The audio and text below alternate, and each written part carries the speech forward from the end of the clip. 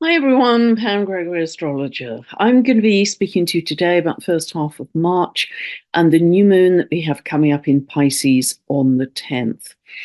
Now, we're still in very fast-moving energy. You're probably feeling that. All of the planets are still moving direct at this point, and the energy is really building strongly into March and particularly April. It's really accelerating. I'm going to be speaking, as I say, about the first half of March in this video, but the second half of March is super strong because we have the Aries equinox, which is really the beginning of the astrological new year, and we also have a lunar eclipse in Libra.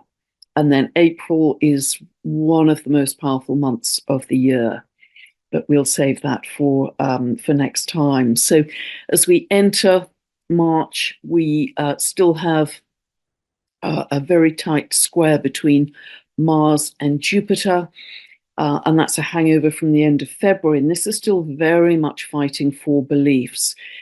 Mars is in Aquarius, which is about freedom, truth. Jupiter represents beliefs. It's in Taurus, so this could be linked to food, the agricultural system. It could be linked to some kind of change in the financial system, perhaps, because Taurus is about money and banking and that kind of thing. But there's a fighting for beliefs here. And then on the 3rd of March, we go into another aspect which is linked to freedom as well, which is Venus square to Uranus. And that's at 19 of Aquarius.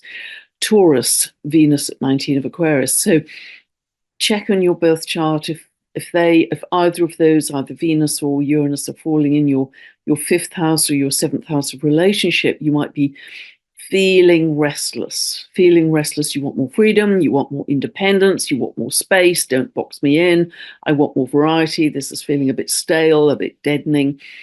And if you don't know what I'm talking about, you can download a free birth chart from my website. If you go to the link below, you can get a 2-part video series that will take you from zero to understanding these points in your chart and what it means for you in your life. And this is not a personalized birth reading of any kind. These are teaching videos, but you can use them ad infinitum. You can watch them as often as you like, for as long as you like.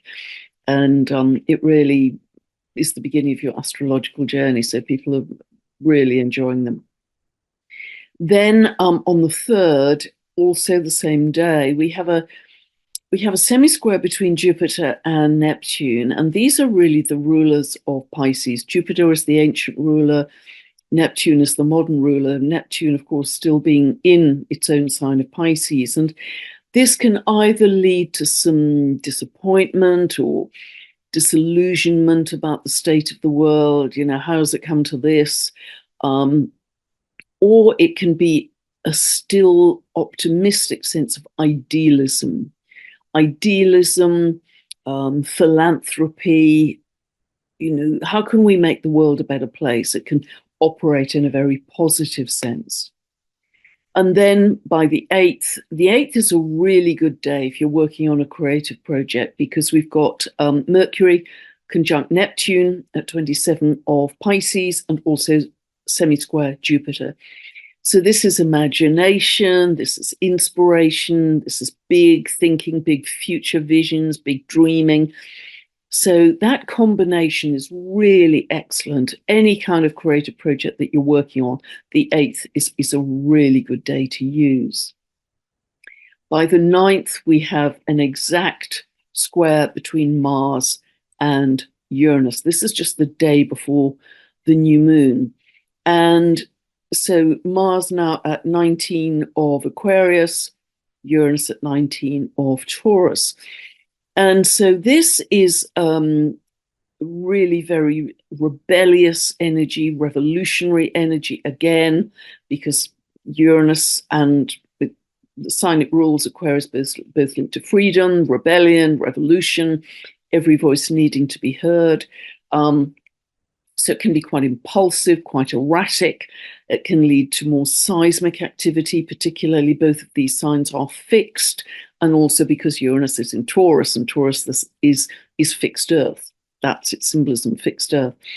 So there's a kind of pressure building up that has to find an outlet, that just has to suddenly go, because they're not immutable signs that can adjust. They're in fixed signs, so the tension tends to build and build, and then so it can lead to greater seismic activity, aviation disruptions, because Uranus is linked to aviation, can link to power outages, cyber attacks, those kinds of dislocations, discontinuities. So that's on the 9th, leading straight into the new moon, which is on the 10th. Now, the new moon is at it's at 1 a.m. Pacific and 9 a.m. UK time. It's at 20 degrees 40 of Pisces. So let's take a look at this chart now, and I can talk you through it.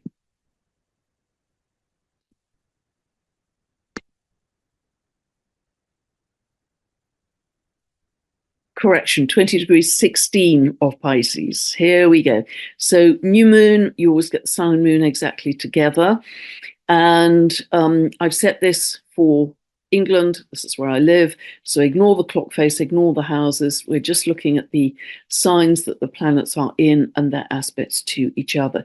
There's a real loading on this side of the chart, a real concentration of planets in those signs, and that's really going to continue, obviously, apart from the moon that moves very quickly, and the other personal planets. The outer planets are very concentrated, and that leads us into a particular situation much later in the year that I won't get into in this video, but just to note, that's very interesting.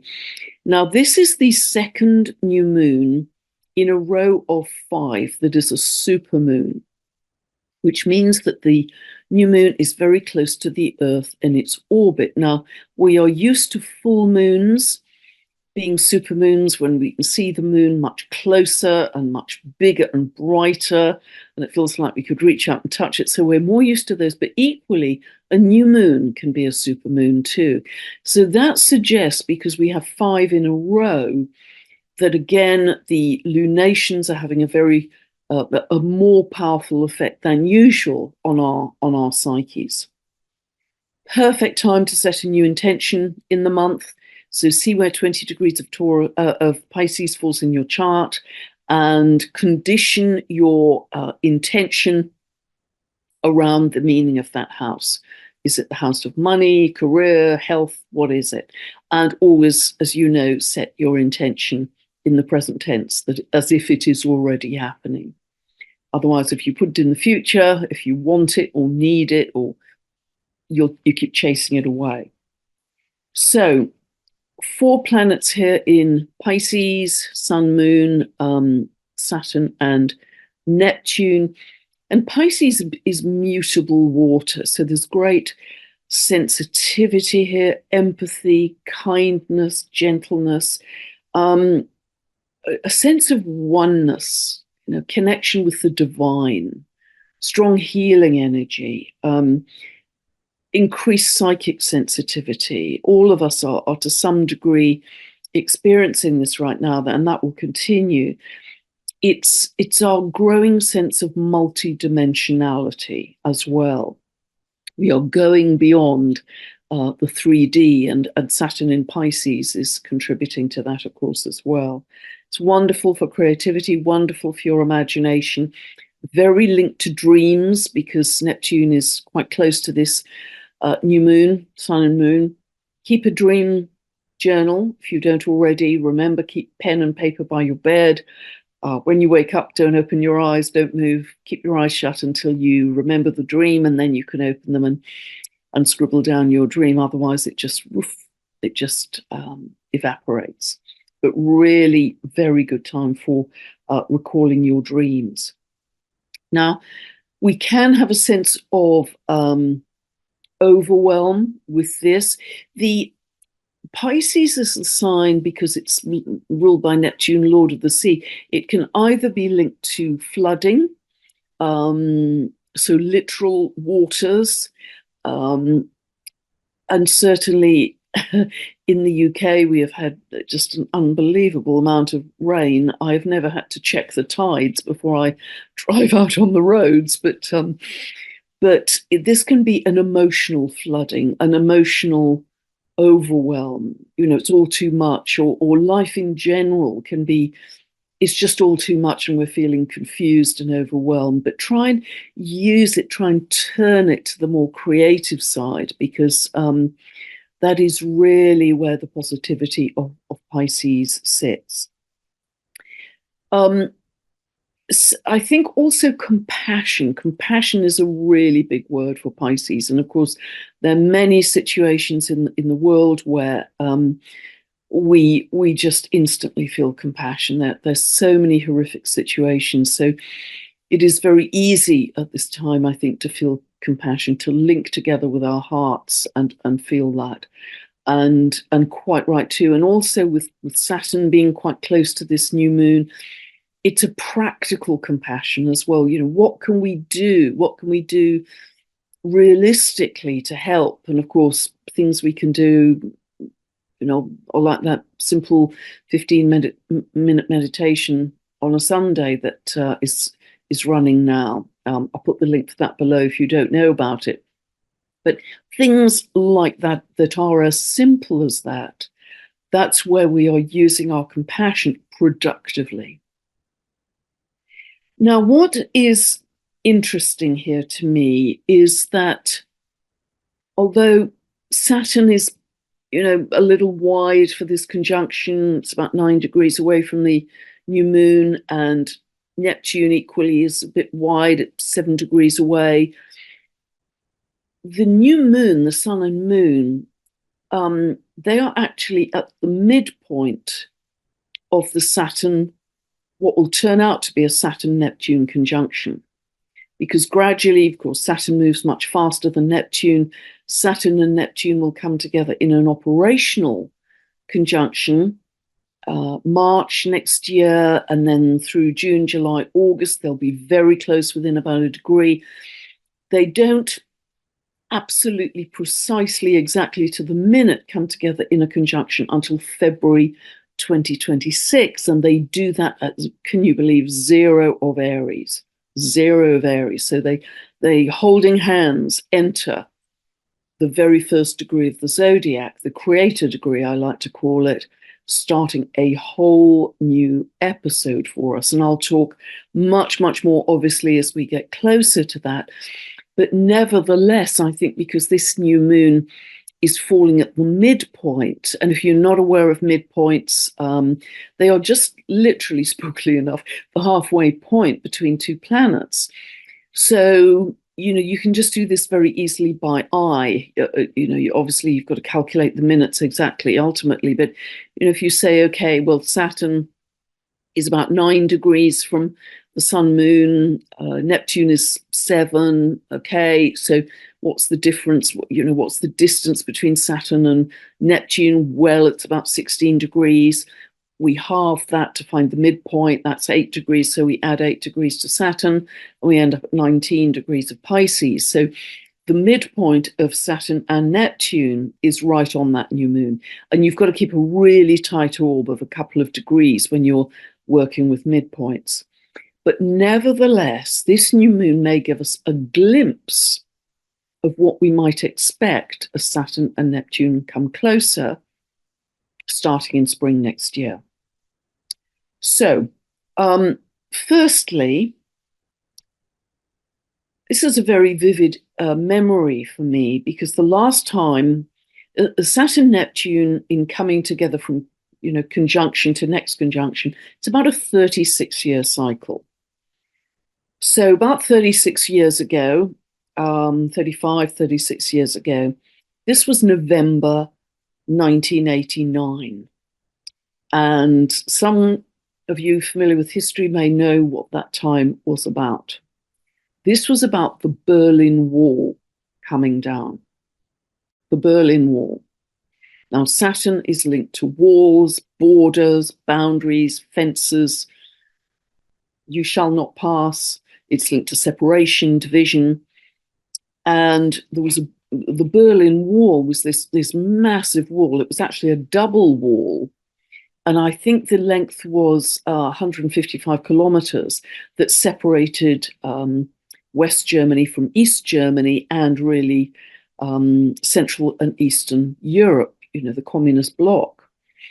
And it was a double wall, and it had 302 watchtowers along that wall. And the space between, you can barely believe this was not too long ago, the space between the walls, the double wall, was known as the death run. And if anybody was found escaping, trying to escape from the Eastern Bloc to the West, they were just shot straight away. So it was pretty brutal. So when the Berlin Wall came down, and it was spot on 10 degrees of Capricorn for the conjunction of Saturn and Neptune, spot on. I think there were 14 minutes from exactitude. I mean, it was so exact. And that was the beginning of the fall of communism in Central and Eastern Europe. And I was actually in Berlin in November 1989. And it was amazing because people were jumping all over the wall, they were dancing, they were singing, they were up there with hammers of all kinds, and they were selling little pieces of the Berlin Wall.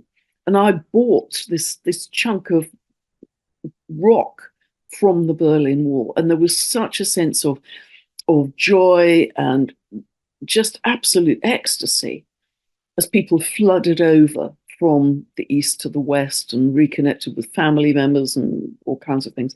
So this was idealism made manifest, if you like.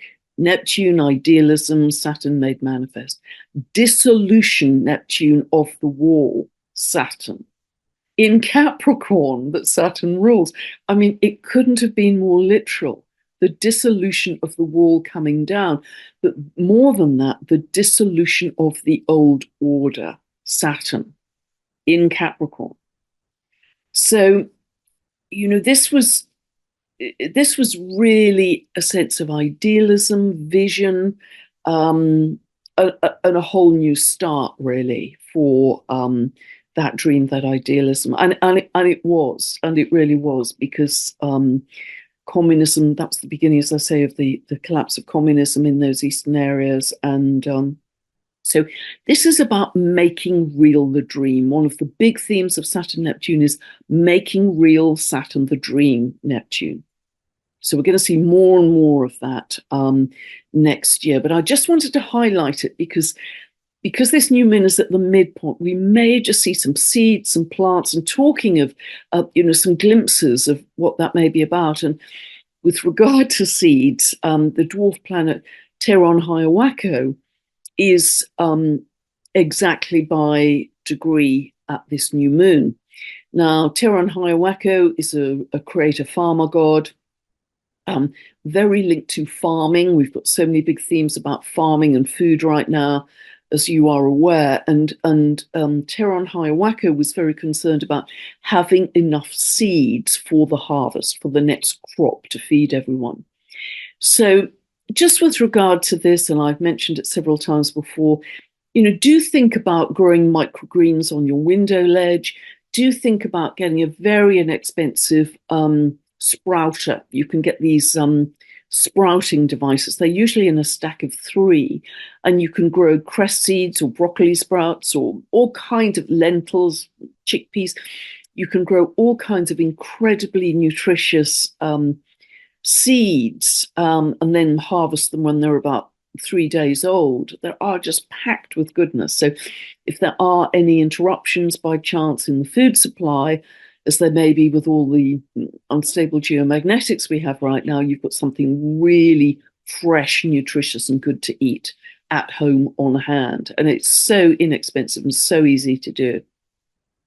So the other thing I really want to mention, and this was really quite exciting this week, was I've mentioned in previous videos, possibly in the Saturn in Pisces, those 2 videos, that I thought one of the aspects of Saturn in Pisces was to do with structures, Saturn, old structures. It's ancient. There could be cities, there could be temples, there could be structures of various kinds, but something old coming up from the seas.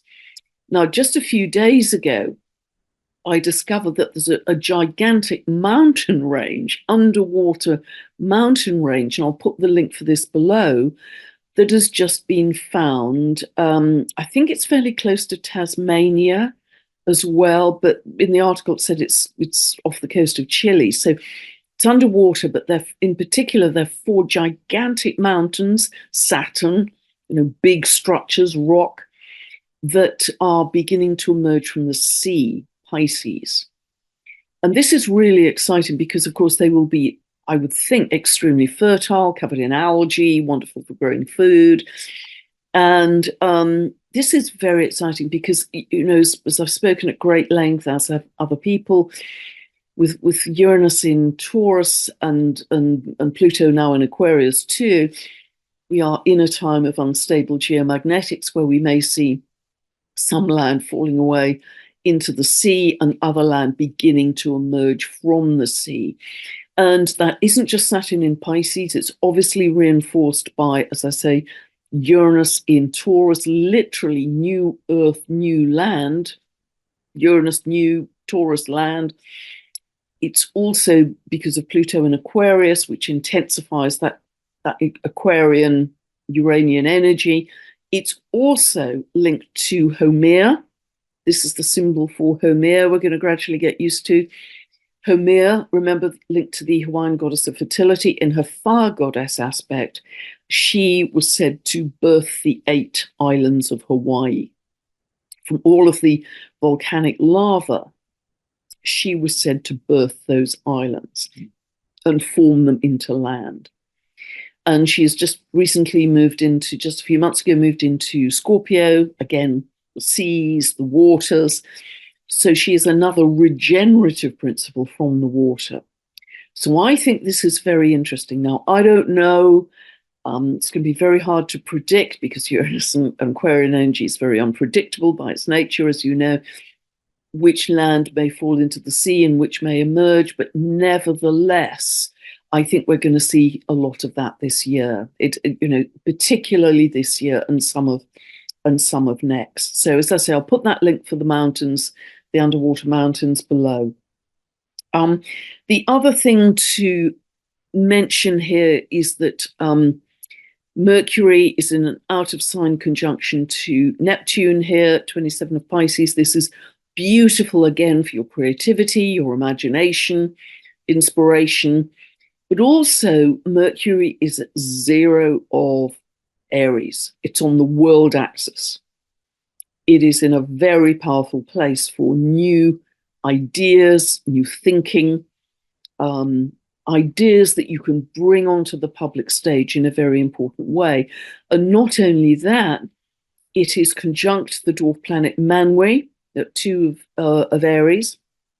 And Manwë, you might remember, is a dwarf planet that, with his wife Vada, was said in the creation myth to birth our cosmos, birth our Earth. Highest archangel, closest to the mind of God, a brilliant visionary creator for the cosmos and the Earth. And so this is very powerful as yet another signal for a new beginning. And they just keep on coming, these new beginnings. As you know, I've talked about this at great length in other videos. Mercury is also tightly quincunx Homer. So again, these new ideas to do with regeneration for the Earth, living in harmony with the Earth, living in right relationship, right balance. Heather Ensworth talks about this a great deal, very knowledgeably, bringing us back to harmony, to oneness, to balance. Very big part of Homer's myth. And we also have the North Node still very tightly conjunct Chiron here, this healing of any victim consciousness, healing of our wounds on a collective level so we can move forwards. Super powerful conjunction there. And the other thing, just to mention as well, is which adds to this regeneration, is Pluto is in a long-term square to Haumea. That's going to run all of this year, all of next year. So again, it's deep transformation and then rebirth, regeneration. You're going to see a lot of that this year. So the other thing to just touch on, we have Pluto in a very tight sextile to Mercury. This is deep thinking about issues of freedom, human rights, also technology, that kind of thing. And we're thinking deeply, and there could be powerful words, powerful speeches about those subjects. Now, we also have a growing conjunction here between Jupiter and Uranus. They come together exactly in conjunction on the 21st of April at 21:49 of Taurus. It's one of the most important aspects of the year, as I say. I'm going to be doing a whole separate video on this because it is so incredibly important. Because if you like, Uranus is strengthened by the fact that Pluto is in its sign of rulership. It's intensified, it's catalyzed. But this is already beginning to be operational. It's about 7 degrees away. So just in short, until I do that whole video, this is about new discoveries, it's about jumps in consciousness, it's about quantum leaps, new perspectives, Kundalini activations, could be new developments in all kinds of science, technology, healing devices, medical devices, all kinds of things, new discoveries about the cosmos. This is going to be very significant, but as I say, I'll leave the rest because this video is going to be long enough. I leave that until a separate video, which I hope I can do fairly soon. So, and just to finish off this half of March, and I'll stop sharing here, we have quite a feisty day on the 14th of March because the moon comes to conjunct Uranus, square Mars, and Mercury is semi-square Mars. So there's again this rebellious, impulsive, reactive, revolutionary urge coming in strongly. That's going to run all of this year. As you know, awakening and revolution is they are really big themes for 2024, as I outlined right at the beginning of the year in my themes for 2024 video. So really come back to, I'm going to be endlessly talking about frequency this year because this isn't a rehearsal. As you know, we are in the crucible of change. This is not a rehearsal. We must master our thoughts and our feelings on an ongoing 24/7 basis in order to make a difference in the world. You know, it's not really enough just to do 10 minutes here or there. It's got to be the state of being you are living in on an ongoing basis that's really going to make the change. And yes, obviously, if people are going through personal crises and loss of a loved one, then obviously you've got to allow that grief and that process to take place. But in general, if we are just being buffeted by the endlessly rolling crises that are being offered to us from the external, we have to get beyond that because that's been going on for hundreds and thousands of years. So we really can transmute this energy. Think of the Pisces energy. Be peace. Pisces is beautiful for that. Be love. Put those post-it notes around your house. Be in that state of being because you are infecting the world with your frequency. Even if you're on your own, you're feeding that into the collective. You're feeding into the grid of light, which is, all those galactic superhighways that Professor Robert Temple talked about. You're feeding into the water droplets in the air, the water that you drink. Look at Veda Austin's work that I often quote. We are masters. We are going to become masters of this. So I'm going to keep on talking about it. So you and me, ordinary people, we don't have to have a title or be an authority in this. What matters is us coming together in person or online in numbers to really make a difference. And particularly if you're with like-minded people, that group energy, as you know, is magnified. But remember what I quoted in my recent video called Another Ramble, where I was talking about the work of Dr. David Hawkins in his map of consciousness. He said that one person who is vibrating at peace, which isn't that hard to get to, 600, can counterbalance, I think it was 10 million, that's correct, yes, 10 million people vibrating at 200 and below. 200 and below is courage. So one person alone can counterbalance that. So think of what a difference you can make in the world. So whether you're doing it on your own or even better, when you come together and magnify that group energy, holding hands, connecting with our hearts, we really are changing the world, and we are dreaming in a more loving, compassionate, peaceful, abundant, joyful world. And absolutely set a goal that at the end of this, and I don't think it's going to be super long, I actually feel this is going to be over the next couple of years in particular. Set a goal that you are going to one day look yourself in the eye, in the mirror, and say, I'm getting really goosebumpy now, I'm emotional. I am so proud of you. I am so friggin' proud of you. You could not have done more. Whatever you do for a living, you could not have done more, even silently and invisibly, to make a difference in the world. Because we are in it. This is our evolutionary opportunity that comes around about every 12,000 years. Listen to the work of Heather Ensworth on the shift of the ages. She's a real expert on this. Know that we're moving through the galactic current sheet. It only happens around about 12,000 years, give or take 500. We're moving through the photon belt.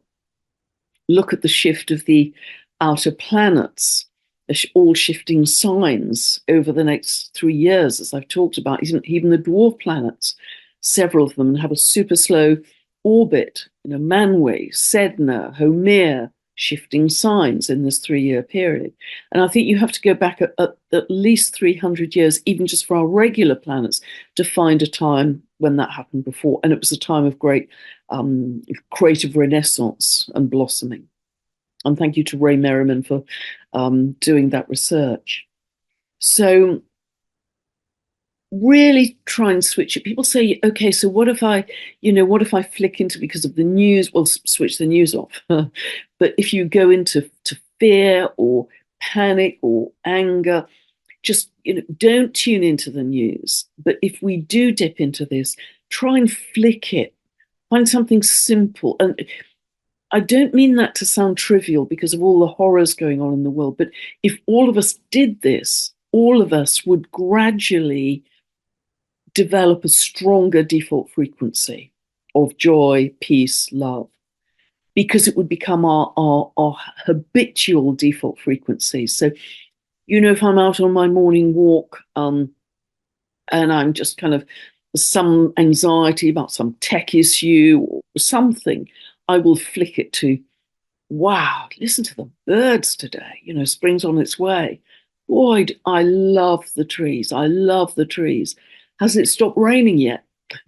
Can I see blue sky today? I'm grateful for that. So the more you just get into this habit of tiny things, I have legs, I can walk, I can breathe, tiny, tiny things that you're constantly grateful for, we gradually change our set point of frequency to be more positive and therefore more useful to others in the world. So I really hope, I know I talk about it so much, but I really hope that something I say is different this time, or really helps you get to that better place, because if not now, then when? We're welcoming in an expanded consciousness of love. So God bless everybody. Thank you for listening.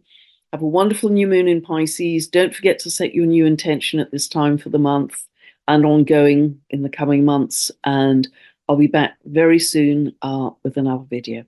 God bless. Thank you for being with me. Bye for now.